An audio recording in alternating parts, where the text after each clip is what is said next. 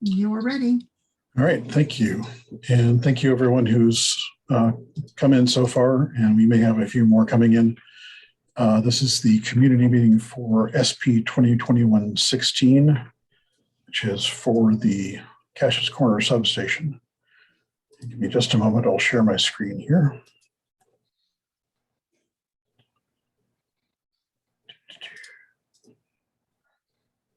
There it is.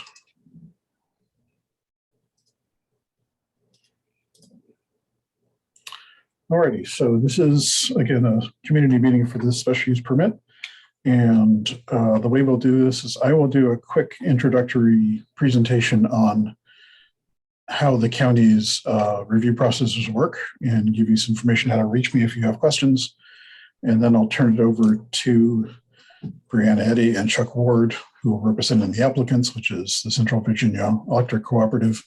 And they can give a description of the project and show you what's being proposed, after which we'll have a Q&A for anyone who wants to know more about either the project itself or about how the county review process will work. So I'll just go ahead and dive into the county portion here.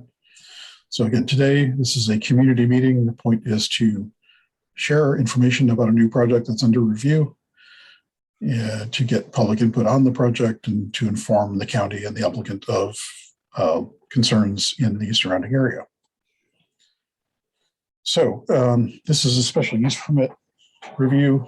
All special use permits. I'm sorry, Scott, can I interrupt? Does this have anything to do with CVIC's putting up of fiber or lines for internet?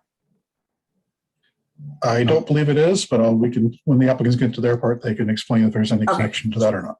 Thank you. So again, just to dive into how the county's project worked, every land use decision, especially legislative decisions like a special use permit, should be based on compliance with the comprehensive plan. And what is that? That's a document that establishes our 20-year vision for how land use should happen across the community. You see a lot of colorful designations on the map here that designate some very specific areas for open space, residential areas, mixed use areas, commercial areas, and things like that. But this project, like many we see, is in that blank or white area there, which is the rural areas of the county. And the county has several goals in place for how land use should occur in the rural areas. Just go through these quickly. There's the overarching goal for the rural areas: thriving farms and forests, traditional crossroads communities, protected scenic areas, historic sites, and preserved natural resources. Objectives include that strong agricultural and forestal economy. Objective 2 talks about natural resources. 3 talks about historical, archaeological, and cultural resources. 4 is about promoting and protecting rural and historic landscapes. 5 is recognizing and supporting crossroads communities, which isn't really relevant in today's project. 6 is about distinct boundaries between the rural area and the development areas. Again, we're well beyond that area in this case. Objective 7 is to provide information to citizens that are well informed and understand the cultural, economic, and ecological aspects of the rural areas. Part of the reason we do meetings like today. And Objective 8 is about University of Virginia land closer to the city. So again, that doesn't really apply today. What is zoning? Zoning is the law that establishes what can be done on the land, and it's broken into districts. You might have a highway commercial district or a commercial office district, or in this case, a rural areas district. And in each district, there are 2 kinds of land uses. Some are by right, things that you can just go ahead and do, and things that are by special use permit that may or may not be permitted by the Board of Supervisors, depending on their scale and their impacts. So again, zoning ordinance says what you can be done by right today. And special use permits are items that are permitted after review and approval by the Board of Supervisors. Utility facilities like long distance transmission lines, substations, other non-local utility facilities are in that category of special use permits. So how do these applications work? If an owner wants to develop use on the special uses list in a zoning district, Board of Supervisors approval is required. This is a legislative review. The application is reviewed by county and state agency staff, by the Planning Commission, and by the Board of Supervisors. And we have consistent criteria by which we review every special use permit, whether it's a substation in the rural areas or whether it's a drive-through along 29, say. If it requires a special use permit, it's always subject to these criteria. 1, no substantial detriment to adjacent properties. 2, not changing the character of the nearby area. 3, harmony with the purposes and intent of zoning with the other by right uses permitted in that district, which in this case would be farming, forestry, agriculture. I already said that, residential uses, et cetera. And with the public health, safety, and general welfare. And finally, consistency with the comprehensive plan. Again, those goals I mentioned above, which apply to the rural areas. Anytime you have a special use permit in the rural areas, you want to make sure you're supporting and not conflicting with those goals. So how does this all work? How does development happen in Albemarle County? This is kind of a timeline of how the whole process works from beginning to end. For a use that requires a special use permit, we start very early on with that permit process to determine whether or not the use is even permitted. So that's this early block of from the application up to Board of Supervisors approval of the use. That just means that the use can be done. There's still quite a bit to be done after that, such as site plan review, which determines whether or not the actual physical details of the use are permitted.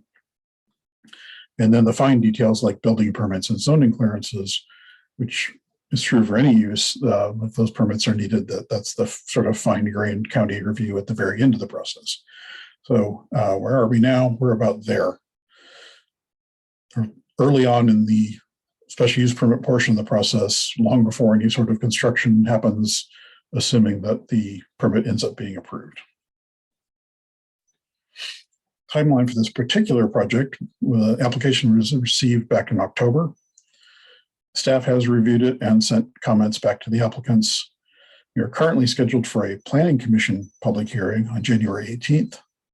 And then the board hearing, the final hearing for action on the permit, will be scheduled after the Planning Commission takes action. So if in the meantime you have any questions about where the review stands, what is proposed, although you're about to hear all that, any other information about this or any other rural area county project, please feel free to go ahead and contact me. This is my email address here, sclark@albemarle.org, and I'll be happy to help with any questions anyone has. So having reached that point, I will stop sharing and I will turn it over to the applicants to give more specifics about this particular project. And Chuck or Brianna, whichever one of you wants to do that, you're free to go ahead. Okay, this is Chuck Ward. I'm the Manager of Engineering Services at Central Virginia Electric Co-op. This project, the cooperative CVEC serves an existing load, the Boswell compressor station, and they are adding load within their facility that is requiring us to upgrade the substation. So we propose to expand the fence on the south side of the substation down close to the property line.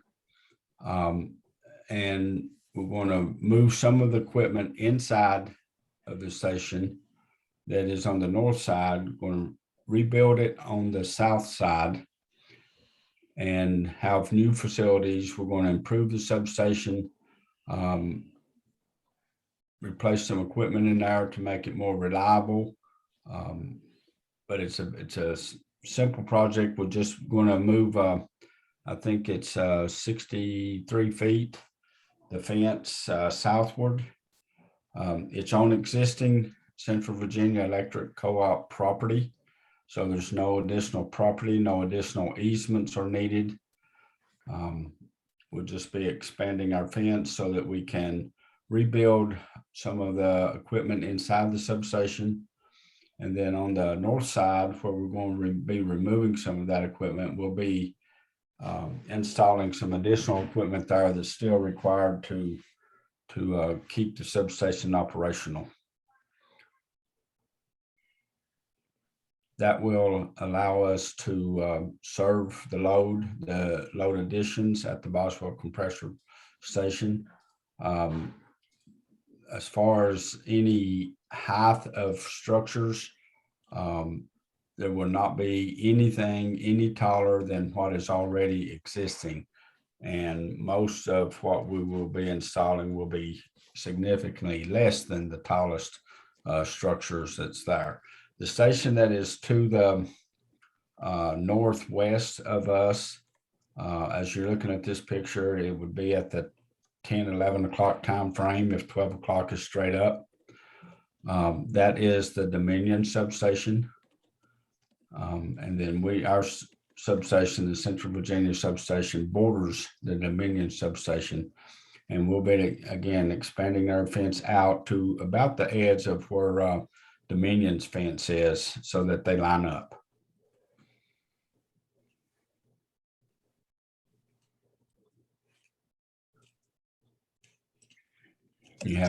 Anybody have any questions or comments?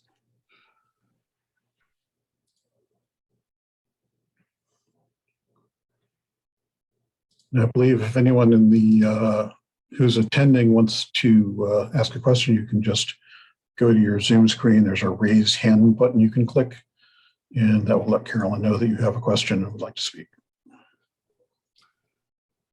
And I believe one of the supervisors that's on the call, I think she had asked a question right before we got started. This does not involve anything associated with the fiber installation projects. So this is all on the electrical side. Thank you, Mr. Ward. It seems like this is all being done in-house except for moving the fence. And you're upgrading the building, maybe enlarging it a little bit, but not going any higher than what is currently there. Is that correct? That's correct. There won't be any, the building is a steel structure that's inside the substation that holds equipment. Okay. Thank you. Do we have anybody else who has any questions for the applicants on this? Please feel free to click that raise hand button and let us know if you have questions for them.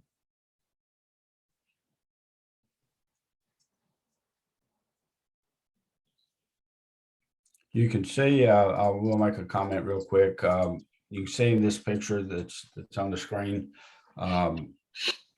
there's an existing vegetation buffer that is built to the south and of the substation, and that will remain in place.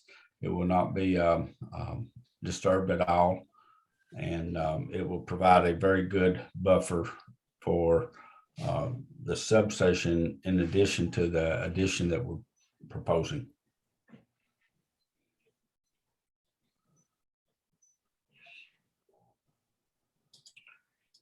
All righty. Carolyn, do you have anybody raising their hands? No, I don't have anybody with their hands raised. Okay. Well, if that's the case, then I think we are probably all set. And I'll just remind everybody again, please contact me, Scott Clark at sclark@albemarle.org if you have any questions about this project. And with that, I think unless Supervisor LaPista currently has any other questions, I think we're done. All right. Thank you, everyone. Well, thank you. Merry Christmas to everyone. All right. Merry Christmas. Thank you. Bye-bye. Bye-bye. Thanks, Scott.